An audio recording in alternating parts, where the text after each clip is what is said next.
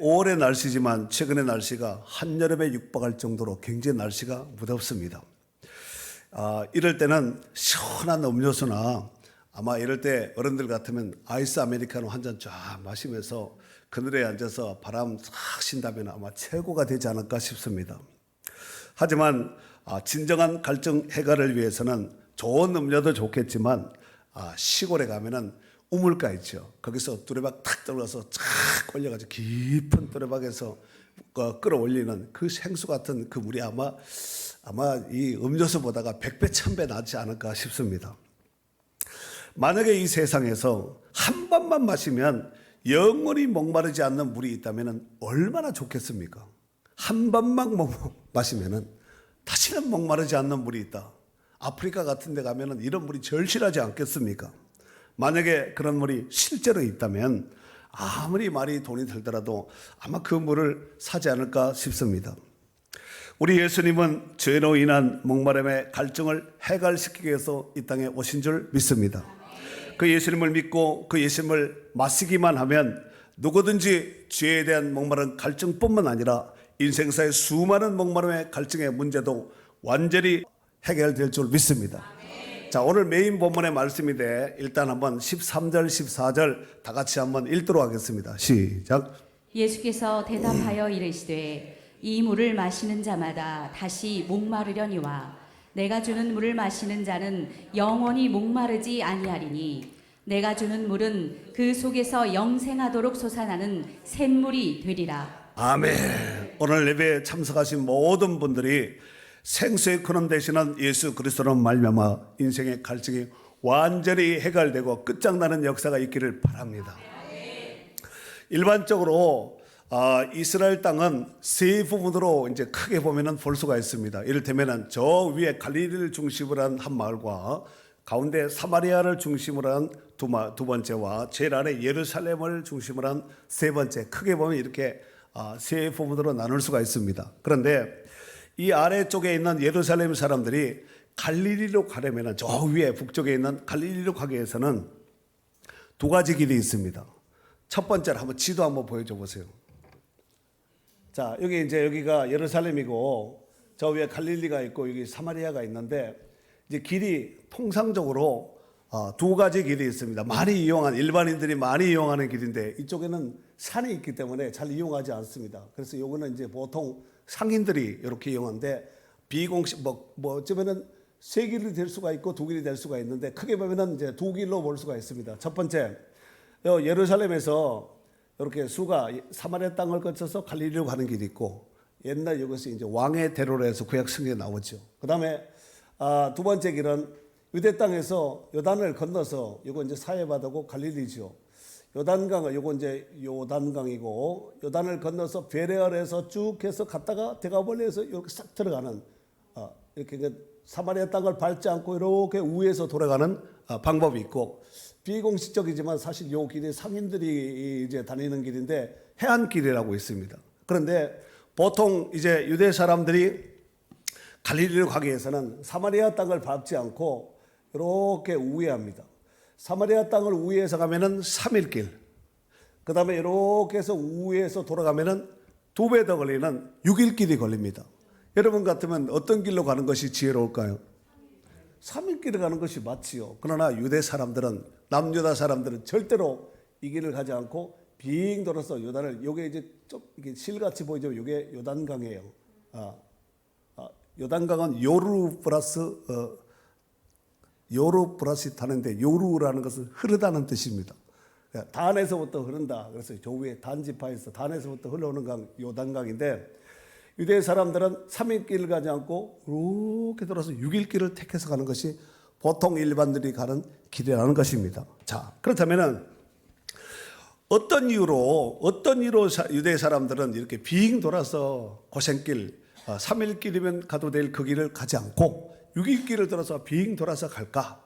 이것은 역사를 거슬러 좀 올라가야 될 필요가 있다고 생각됩니다. 사마리아는 여러분 잘 아시다시피 초대 이스라엘 통일 왕국의 초대 왕은 사울 임금이죠. 그다음 두 번째 임금은 다윗이고 세 번째 임금은 솔로몬입니다.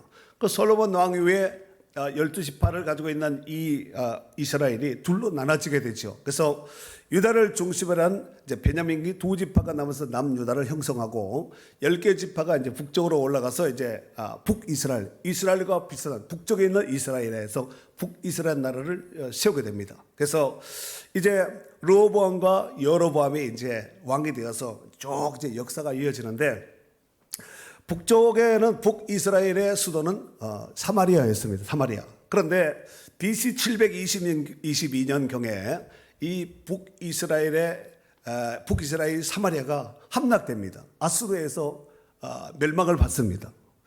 그래서 이 아수르 임금이 정책적으로 많은 아수르 사람들뿐만 아니라 전쟁에서 포로로 붙잡아온 이제 근방에 있는 근동에 있는 포로로 붙잡아온 사람들이 있을 거 아니에요. 그래서 그 사람들을 싹 강제 이주시켜가지고 사마리아 땅으로 다 몰아서 이주시켜 버렸습니다. 그래서 그로 인해서 사마리아 사람들 본의 아니게 혼혈이 되고 말았습니다. 거기에 더하여서 이방인들이 아수르 사람들이 섬기고 있던 그 온갖 잡다구리한 그 신을 가지고 와서, 사람이 오니까 신도 오지 않겠습니까? 그 가지고 와가지고 결국은 하나님을 경외하는 여호와 신앙과 이방 신 사이에서 종교마저도 섞이게 되었어요. 혼합 종교가 되어버렸죠. 한편 남유다도 BC 586년경에 바벨론에 의해서 멸망을 당합니다. 그래서 이스라엘 백성 남유다 사람들이 바벨론까지 거리가 1000km에 1000km 포로로 끌려갑니다. 하지만 유대인들은 그곳에서 회당을 세우고 유대인으로서 자기 정체성을 유지하며 하나님께서 약속하신 70년의 포로 생활이 끝난 BC 450년경에 1차, 2차, 3차에 기해서 고국으로 돌아서 스룹바벨 성전을 건축하지요. 그리고 유대인들은 그런 대로 여호와 신앙을 나름대로 지켰다고 자부하곤 했습니다. 바로 그런 연유로 유대인들은 신앙을 지키지 못했던 이 북이스라엘 사람들, 그 다음에 이 사마리아 사람들을 상종도 하지 않았고 오히려 개 취급을 하였다는 것입니다. 그런 배경이 있었기에 오늘 본문 9절 말씀에 보면은 사마리아 성의 수가성 여인이 유대인인 예수님께 이런 말씀을 하지요. 이런 말을 하죠. 9절에 보니까 사마리아 여자가 이르되 당신은 유대인으로서 어찌하여 사마리아 여인은 나에게 물을 달라 하나이까 하니, 이는 유대인이 사마리아인과 뭘 하지 않아요? 상종도 하지 않은 거예요. 인간 취급도 하지 않습니다. 그렇다면은 유대인들은 어느 정도로 사마리아 사람들과의 사이가 좋지 않았는가 하면, 만약 유대인이 사마리아 사람들을 자기 집에 만약에 들이면은 그 사람의 자식을 노예로 삼아도 무방할 정도로 그냥 붙잡아서 노예로 아무 그냥 연고 없이 그냥 사마리아 사람을 들였다는 그 연고로 노예를 삼아도 괜찮을 정도로, 또 만약 사마리아 사람과 음식을 만약 먹게 되면은 유대인들은 가장 부정하게 여기는 돼지고기를 먹은 걸로 간주하였습니다. 만약 부득이하게 사마리아 땅을 지나가야 할 경우에는 아무리 배가 고파도 사마리아 사람들로부터 음식이나 물을 제공받으면 안 된다. 이런 나름대로 규약을 세워놓았습니다. 그래서 사마리아 지역으로 가지 않고 멀지만 시간이 걸리지만 아까 요단을 건너서 베레엘에서 저 위쪽 데가볼리를 해서 이제 갈릴리로 들어가게 된 것입니다. 자, 그런데 오늘 본장에 보면은 예수님께서 갈릴리로 가실 때에 의도적으로 사마리아 땅을 들어가셨다는 것을 알 수가 있습니다. 4절 말씀에 보면은 오늘 본문 메인 말씀은 13절과 14절이지만 그 앞에 4절에 보면은 사마리아를 통과하여야 하겠는지라 그랬지요. 사마리아를 통과해야 하겠는지라 그랬습니다. 이 하겠는지라라는 이 단어가 헬라로 데이라는 단어를 씁니다. 영어 단어로 헬라어 데이라는 단어를 쓰는 동사인데 뜻은 반드시 뭐뭐뭐 해야 한다. 영어로는 it must be라는 단어를 쓰는데 이 단어는 하나님의 구원 사역과 연관되어 있는 단어입니다. 그냥 세상의 어떤 의도적인 그런 it must be가 아니라 하나님의 구원 사역과 연관되어 있는 반드시 뭘 의지를 가지고 뭘 해야 되겠다는 이런 뜻을 가지고 day라는 단어를 썼는데 이는 예수님께서 사마리아 땅을 의도적으로 작정하고 들어가셨다는 뜻입니다. 그렇다면 예수님은 왜 의도적으로 사마리아 땅에 들어가셨을까요? 거기에는 바로 인생의 목마름에 고통받고 있는 한 영혼이 있었기 때문입니다. 그로 인해서 예수님은 그곳에 피곤할 정도로 다급하게, 그냥 이렇게 천천히 일반적인 행보로 온 것이 아니라 다급하게 달려왔다는 것입니다. 그 근거가 6절 말씀에 보면은 거기도 야곱의 우물이 있더라. 예수께서 길 가시다가 피곤하여 우물 곁에 그대로 앉으시니 때가 제 6시쯤 되었더라. 피곤하여 우물 곁에 그대로 앉아 있었다. 여러분, 예수님은 우리와 같은 인성을 가지신 하나님의 어떤 신적인 이런 것도 있지만 우리와 같은 인성적인 부분도, 그래서 피곤하면 주무셔야 되는 것이고 배고프면 먹어야 되는 것이고 그렇지 않습니까? 자, 그런데 얼마 후에 점심시간이 되어서 이제 식사를 해야 될 거 아니에요. 요기를 해야 되어서 이제 제자들이 마을로 내려가서 음식을 구하러 내려갔습니다. 그리고 예수님은 잠시 우물가에 앉아 있을 때 한 여인이 물동이를 들고 물을 기르러 왔습니다. 그 우물에 물을 기르러 온 것이에요. 이에 예수님께서 여인에게 나에게 물 좀 달라고 부탁하지요. 물 좀 주시오. 물 한 잔 주시오. 그랬더니 여인이 당신은 유대인인데 어찌 나한테 물을 달라 합니까? 왜 이 말을 했다고요? 유대인들은 사마리아 사람들을 상종도 하지 않고 개 취급하고 말을 섞는 것 자체도, 보는 자체도 기분 나빠했습니다. 그러니까 당신은 유대인, 예수는 유대인 복장을 했잖아요. 당신은 유대인인데 어찌 해서 나한테 물을 달라? 사마리아 여인이 나에게 물을 달라 합니까? 의아해서 묻는 것이죠. 그랬더니 예수님께서 10절에 보니까 이런 말씀을 하죠. 내가 만일 하나님의 선물과 또 내게 물을 달라 하는 이가 누구인 줄 알았다라면 내가 그에게 구하였을 것이고 그가 생수를 너한테 줬을 것이다. 그랬더니 아니 여기는 물 기를 것도 없는데 이 우물은 깊고 어떻게 나한테 생수를 줄 수가 있습니까? 우리 조상 야곱이 판 이 우물 가운데서 다 그 아들들과 짐승들이 다 이 물을 마셨는데 어떻게 다시는 목마르지 않는 물이 있을 수가 있습니까? 그랬더니 오늘 메인 본문 예수께서 대답하여 이르시되 이 물을 마시는 자마다 다시 목마르리와 내가 주는 물을 마시는 자는 영원히 목마르지 아니하리니 내가 주는 물은 그 속에서 영원하도록 솟아나는 샘물이 되리라. 그렇습니다. 이 물을 마시는 자마다 다시 목마른다. 계속해서 미완료형입니다. 계속해서 물 마시고 나서 또 갔다 와서 마시고 와야 돼. 다 먹고 나면 또 그 필요해서 우물은 계속해서 죽을 때까지 물을 길러 와야 되는 것이죠. 그런데 내가 주는 물을 마시는 자는 영원히 목마르지 아니하리니 내가 주는 물은 그 속에서 영생하도록 솟아나는 샘물이 되는 완료형입니다. 이 물을 마시는 자는 더 이상 다른 물을 마실 필요가 없다는 얘기입니다. 그랬더니 여자가 그런 물이 있으면 나 좀 주세요. 아마 눈이 초롱초롱하게 아마 이렇게 예수님을 바라보면서 그렇게 대답을 했겠죠. 질문을 했겠죠. 근데 예수님 뜬금없이 가서 네 남편 데려오라 그럽니다. 그랬더니 나는 남편이 없습니다. 여러분, 남편이 없다. 유대 사회에서 남편이 없다는 것은 정말 심각합니다. 우리나라 남편이 없는 분은 부자잖아요. 예? 유대 사회에서 남편이 없다는 것은 굉장히 심각해집니다.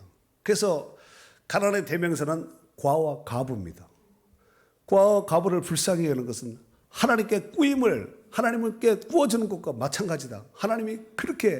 하나님께서 불쌍히 여기는 사람이 과와 가부인데 우리나라 개념으로 이해하시면 안 됩니다. 나는 남편이 없습니다. 그랬더니 맞다. 내가 남편이 없다는 그 말이 맞다. 너에게 남편 5이 있었고 지금 있는 자도 내 남편이 아니니 네 말이 참되다. 그랬습니다. 이 말을 듣고 있던 여인이 얼마나 놀랐겠어요. 아니 지나간 남편까지 다 알고 있으니까. 그래서 여인이 이렇게 대답을 하죠. 주여, 내가 보니 당신은 선지자로군요. 선지자 같습니다. 이렇게 대답을 하죠. 그랬더니 우리 조상들은 전통적으로 이 산, 그리심산, 여러분 여호수아에서 이제 가나안 땅에 들어올 때 그리심산과 에발산에 놓고 이렇게 축복하고 저주하고 그 사이 있잖아요. 그 사이에 사마리아가 있는 거예요. 온폭파였습니다. 그 가운데 센터에 이제 사마리아 우물이 있는 거죠. 우리는 전통적 우리 조상들은 이 산 그리심산에서 예배인데 유대인인 당신은 예루살렘에서 예배를 한다고 하는데 그렇다면 과연 어느 곳에서 예배하는 것이 진짜입니까? 묻습니다. 그랬더니 예수님께서 이 산도 말고 예루살렘도 말고 아버지께 예배하기를 원하는 자들은 영과 진리로 예배하는 자다. 하나님은 영이시니 예배하는 자가 영과 진리로 예배하는 자다 하고 정답을 말씀해 주셨습니다. 그랬더니 이 여인이 그 말을 듣고 어머나 당신은 그리스도군요, 메시아군요 이렇게 답을 하지요. 그랬더니 네 말이 맞다. 예수님의 정체성을 드러냈습니다. 그 순간 여인은 그때부터 심장이 전에는 콩당콩당 뛰다가 쿵쾅쿵쾅 뛰기 시작했습니다. 그녀는 목마른 인생의 삶을 살아오던 중에 바로 그날 예수 그리스도를 우물가에서 만났던 바로 그날 영원히 목마르지 않는 생수의 근원이신 메시아인 예수 그리스도를 만나게 된 것입니다. 예수님은 그녀의 인생의 가장 근본적인 영적 목마름을 단번에 한 방에 다 해결해 주신 줄 믿습니다. 이 수가성 여인은 예수님을 만나 마음의 병을 치유받고 영적인 눈이 띄어지자 예수님을 향해서 호칭이 바뀝니다. 자, 호칭 바뀐 거 한번 띄워줘 보세요. 자, 9절 한번 읽어봐요. 시작. 사마리아 여자가 이르되 당신은 유대인으로서 어찌하여 사마리아 여자인 나에게 물을 달라 하나이까. 거기까지 좋습니다. 당신은 뭐라고요? 유대인으로서 유대인이라는 거야. 자, 두 번째 15절 시작. 여자가 이르되 주여 그런 물을 내게 주사 목마르지도 않고 또 여기 물 기르러 오지도 않게 하옵소서. 두 번째 뭐래요? 주여. 첫 번째 뭐라고요? 유대인. 두 번째는 주여. 세 번째 19절. 여자가 이르되 주여 내가 보니 선지자로소이다. 세 번째 뭐라고요? 선지자. 그다음 네 번째 29절. 내가 행한 모든 일을 내게 말한 사람을 와서 보라. 이는 그리스도가 아니냐 하니. 아멘. 첫 번째 뭐라고요? 유대인. 두 번째는 주여. 세 번째는 선지자. 세 번째는 네 번째는 그리스도. 유대인, 주여, 선지자, 그리스도. 똑같은 예수님을 두고 지금 호칭이 계속해서 바뀌고 있지요. 그리고 이 여인은 물동이를 버려두고 마을로 달려가서 온 동네 사람들에게 목 놓아 외치기를 내가 행한 모든 일을 내게 말한 사람을 와서 봐라 하고 소리쳤습니다. 여러분, 내가 행한 모든 일을 내게 말한 사람을 와서 보라. 내가 행한 모든 일을 내게 말한 사람. 여러분, 나의 모든 것을 알고 나의 모든 것을 말한 이 사람, 이 누굴까요? 메시아입니다. 하나님이십니다. 그렇잖아요. 이 여인의 모든 것, 지금 눈앞에 보이는 이 모습만 예수님 본 것이 아니라 그의 인생을 그냥 쫙 풀어놓고 마치 지난날의 약속을 쫙 펼쳐놓고 그냥 이 모든 것을 한 큐로 다 보고 있는 것이지요. 내 모든 인생의 삶을 한눈으로 보시고 내게 말한 이 여인이 나는 이런 사람이에요. 나는 옛날에 이랬어요. 첫 번째 남편이 이렇고 두 번째 남편이 이렇고 세 번째 남편이 이렇고 지금 이렇고 내가 지금 왜 어떤 상황이지 이렇게 지금 하소연 푸념을 한 것이 아니라 예수님이 알고 그가 말하기 전에 이미 다 말씀하신 거예요. 이분이 하나님이십니다. 우리의 인생을 우리보다가 더 잘 아시는 분이 하나님이십니다. 아이고 내 사정 내 입장을 누가 알냐 이렇게 생각하면서 우리가 망각의 은사가 충만해서 깜빡한 것도 하나님 잊지 않으십니다. 소자의 이름으로 냉수 한 그릇을 대접한 것도 결단코 천국의 상을 잃지 않는다 그랬습니다. 우연히 어쩌다가 지나가던 거지에게 내지는 노숙자에게 동전 한 입 1,000원짜리 10,000원짜리 하나 준 것도 그냥 불쌍하니까 줬는데 하늘은 그게 다 상급으로 기록이 됐다는 거예요. 오늘 이 수가성의 사마리아 여인은 한순간에 치료받고 영원히 목마르지 않는 이 샘물보다 더 귀한 영생의 생수를 예수 그리스도를 만남으로 마시게 되었고 그가 맞이하게 된 줄 믿습니다.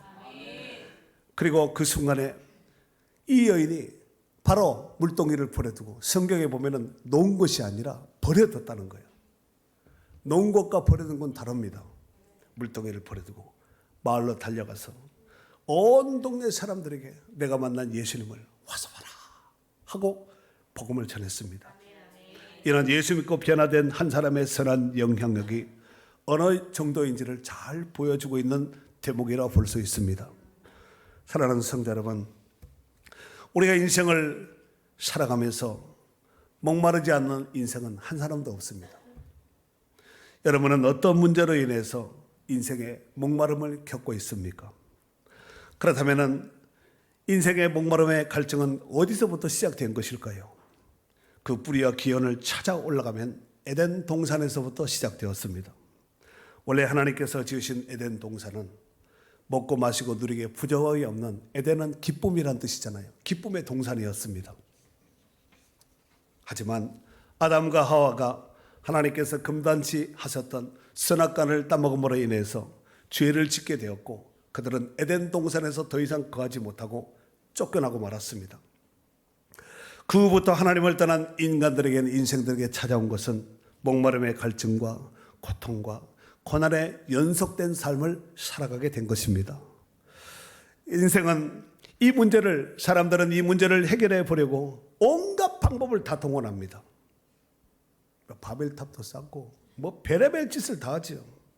이를테면 돈으로, 명예로, 쾌락으로, 술로, 각종 좋은 음식으로, 때로는 마약으로. 마약이 지금 보통 심각한 일이 아닙니다. 우리나라도 마약 청정지대가 아니라는 것입니다. 때로는 철학으로, 심지어 돌을 닦으면서 수련해 보지만 오히려 그 결과는 더 참혹하고 비참한 모습으로 전락되고 말았습니다. 하나님을 떠난 인생은 예나 지금이나 이런 정찰을 끊임없이 계속해서 다람쥐 쳇바퀴 돌듯이 반복하며 살아가고 있다는 것입니다.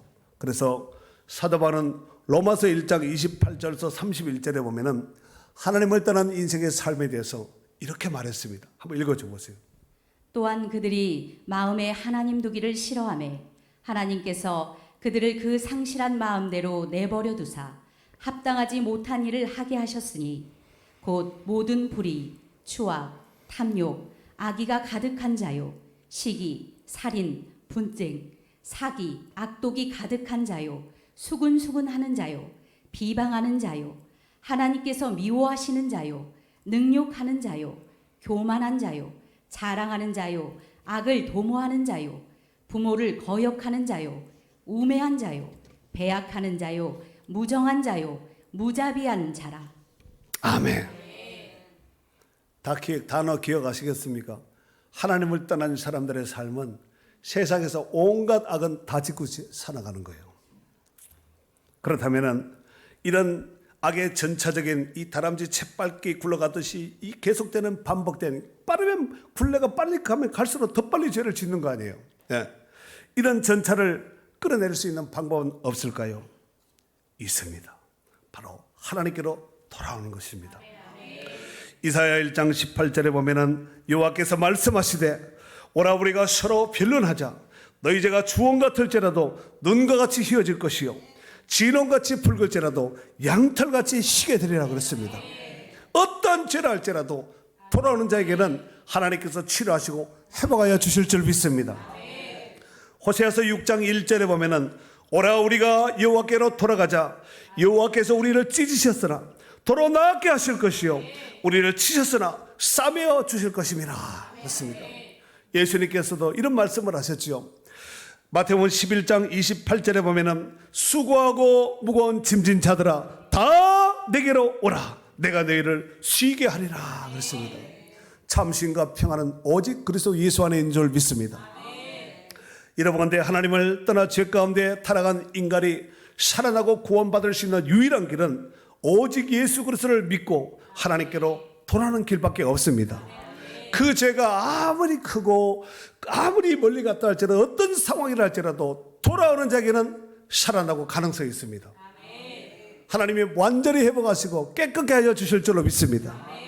오늘 본문에 예수님께서 제시한 영원히 목마르는 생수가 샘물이 바로 돌아오는 자, 예수 그리스도를 믿고 하나님 앞에 돌아오는 자입니다. 많은 사람들은 이 여인을 향하여 말하면서 남편을 많이 거들었던 팔자 센 창녀 같은 여인으로 보기도 하였을 것입니다. 하지만 당시 창녀는 성 안에 살 수가 없고 성 바깥에 살았습니다. 여러분, 근데 이 여인이 마을로 들어갔잖아요. 마을에서 나온 거 아니에요. 그러므로 이 여인은 성 안에 살았기에 창녀로 보기에는 문제가 있습니다. 어쩌면은 이 여인은 부정한 여인이라기보다는 연료비를 세워줘야 하는 신실한 여인일 수도 있습니다. 그 이유로는 이스라엘 나라에는 고엘 제도라는 것이 있습니다. 고엘 제도. 그런 맥락으로 볼 때 오늘 본문의 여인은 부정한 여인이 아니라 율법에 충실하여, 고엘은 율법에서 나온 겁니다. 이를테면은 형제가 5이 있어요. 결혼했습니다. 그런데 아들이 죽었어요. 그러면 자식이 없이 죽으면은 이 형수, 이 큰 아내가 둘 사이에서 자식을 낳아줘야 되는 거예요. 자식이 없다. 또 이 자식을 낳아줘야 되는 것이죠. 이 고엘 제도입니다. 대가 끊기지 않게 하는 거예요. 예를 들어서 형제가 빚을 많이 져서 예를 들어서 자녀가 뭐 종으로 팔려가거나 집이 자기 이 기업 집이나 이 밭이 다른 사람이 넘어갔으면 그것도 찾아주는 것도 고엘 제도 가운데 있습니다. 고엘 제도는 율법에 아주 충실한 대표적인 것이 고엘 제도라고 볼 수 있습니다. 그래서 율법을 신실하게 지키며 한 가문을 세우기 위해서 신실하게 희생했던 이런 여인으로 볼 수도 있습니다. 하지만 성경은 율법의 의로 살려고 하는 자들에게 이와 같이 말씀하고 있습니다. 갈라디아서 2장 16절 읽어줘 보세요. 사람이 의롭게 되는 것은 율법의 행위로 말미암이 아니요. 아니요. 오직 예수 그리스도를 믿음으로 말미암는 줄 알므로 우리도 그리스도 예수를 믿나니 이는 우리가 율법의 행위로서가 아니고 그리스도를 믿음으로써 의롭다함을 얻으려 함이라. 율법의 행위로서는 의롭다함을 얻을 육체가 없느니라. 아멘. 사람이 의롭게 되는 것은 율법의 행위로 말미암이 아니라고 말하고 있어요. 맞지요? 네. 오직 예수 그리스도를 믿음으로 말미암는 줄을 우리가 알므로 우리도 그리스도 예수를 믿나니 그렇습니다.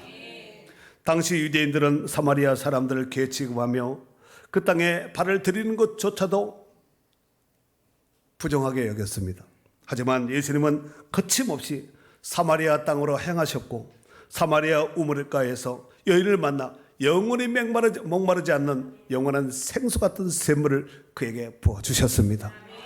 그로 인하여 이제는 더 이상 목마르지 않는 하나님의 사랑받는 여인이 된 줄 믿습니다. 이 수가성 여인은 생수의 근원 되시는 예수 그리스도를 믿고 자신이 구원받았을 뿐만 아니라 이 구원의 은총이 너무너무 감사해요. 사마리아 성 안에 마을로 들어가서 예수 그리스도를 전파하였고 많은 사람들을 그리스도로 인도한 전도자가 되었습니다. 사랑하는 성도 여러분 주위를 한번 살펴보시기 바랍니다.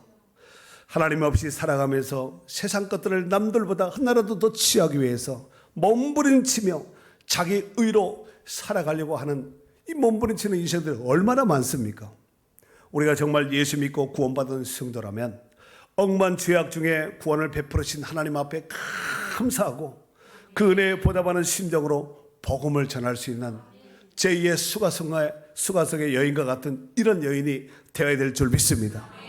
오늘 본문 14절에 내가 주는 물을 마시는 자는 영원히 목마르지 아니하리니 내가 주는 물은 그 속에서 영생하도록 솟아나는 샘물이 되리라 그랬습니다.